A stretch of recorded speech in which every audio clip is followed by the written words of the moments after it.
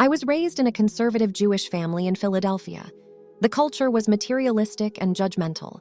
I went through my teens as an atheist. Since learning of the Holocaust at age 8, I had turned angrily against any early belief in God. How could God exist and permit such a thing to occur? At age 17, just after graduating high school, I was devastated by a sudden, fatal heart attack that took my father's life unexpectedly. I loved him dearly and felt abandoned. To add insult to injury, I learned during the mourning period that the prayers of we 3 survivors, my mother, my sister, and myself, did not count because we were women. Furious, I turned to Eastern mysticism for comfort. My relationship with my mother, which had never been good, deteriorated to the point where I left home. During the summer of 1970, I moved to California, looking for adventure, a new life, and inner peace. I got all of this in a dramatic and unexpected way while staying in Venice Beach outside of Los Angeles in July 1970, when a motorcycle accident led to my near-death experience. The motorcycle ride, my first, was part of a celebration of arrival. A boy I met took me to see the play Hair, which celebrated the hippie counterculture and the age of Aquarius, where mystic crystal revelation and the mind's true liberation will somehow transform our society into one of harmony and understanding. Riding back on a small highway where helmets were not required, we were struck by a drunken driver. I was thrown to the ground head first and suffered a fractured skull and numerous broken bones in my head. When the police arrived, they started to book the driver of the car on manslaughter charges. Since my head was so badly mangled, they assumed I was dead. This was not the case then. I spent 2 weeks in the hospital, where my fracture was sutured. I was given sufficient medication to handle the pain. When I was released, they told me to just take aspirin. Being too young and naive to understand what now faced me, I didn't argue with them. However, when I got to my temporary apartment, I was filled with such despair that I was determined that the first night would be my last. My pain threshold was very low, and the contusions that had torn off half the skin from my face shattered my self-image. I had no family to speak of, and nothing to live for. The pain was now unbearable, and no man would ever love the grotesque creature I had become. I lay down on the bed, becoming an agnostic as many atheists do in times of trial, and prayed from the bottom of my heart for God to take me. Somehow, an unexpected peace descended upon me. I found myself floating on the ceiling over the bed, looking down at my unconscious body. I barely had time to realize the glorious strangeness of the situation, that I was me, but not in my body, when I was joined by a radiant being bathed in a shimmering white glow. Like myself, this being flew but had no wings. I felt a reverent awe when I turned to him. This was no ordinary angel or spirit, but he had been sent to deliver me. Such love and gentleness emanated from his being that I felt that I was in the presence of the Messiah. Whoever he was, his presence deepened my serenity and awakened a feeling of joy as I recognized my companion. Gently, he took my hand and we flew right through the window. I felt no surprise at my ability to do this. In this wondrous presence, everything was as it should be. Beneath us lay the beautiful Pacific Ocean, over which I had excitedly watched the sun rise and set during the few days I had been there. But a greater magnificence directed my attention upward, where a large opening led to a circular path. Although it seemed to be deep and far to the end, a white light shone through and poured out into the gloom to the other side where the opening beckoned. It was the most brilliant light I had ever seen, although I didn't realize how much of its glory was veiled from the outside. The path was angled upward obliquely to the right. Now still hand in hand with the angel, I was led into the opening of the small, dark passageway. I then remember traveling a long distance upward toward the light. I believe that I was moving very fast and through an immeasurable vastness, but this entire realm seemed to be outside of time and space. Finally, I reached my destination. It was only when I emerged from the other end that I realized that I was no longer accompanied by the being who had brought me there. But I wasn't alone. There, before me, was the living presence of the light. Within it, I sensed an all-pervading intelligence, wisdom, compassion, love, and truth.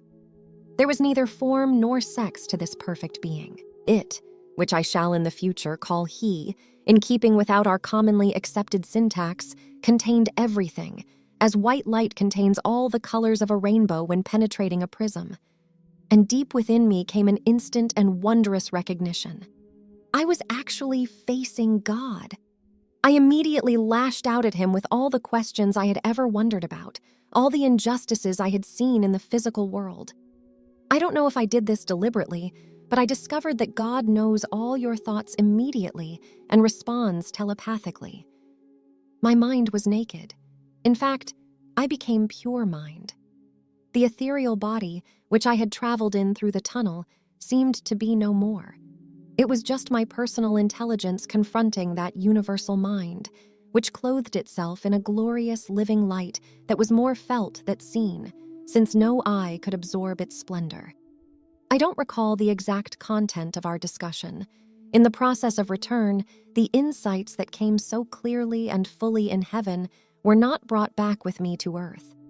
I'm sure that I asked the question that had been plaguing me since childhood about the sufferings of my people.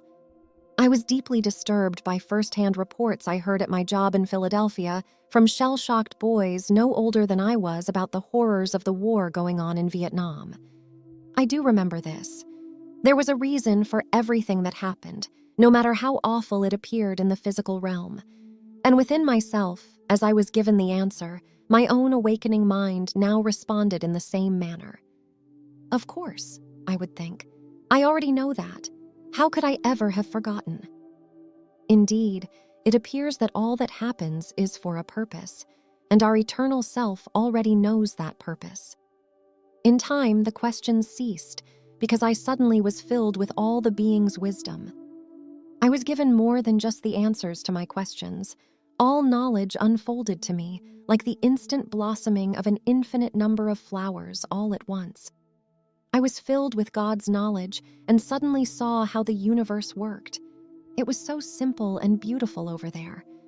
The feeling I brought back was one of interconnectedness of all things and the continuing unfolding of the unconditional love I had first rejected upon meeting this ineffable ground of life.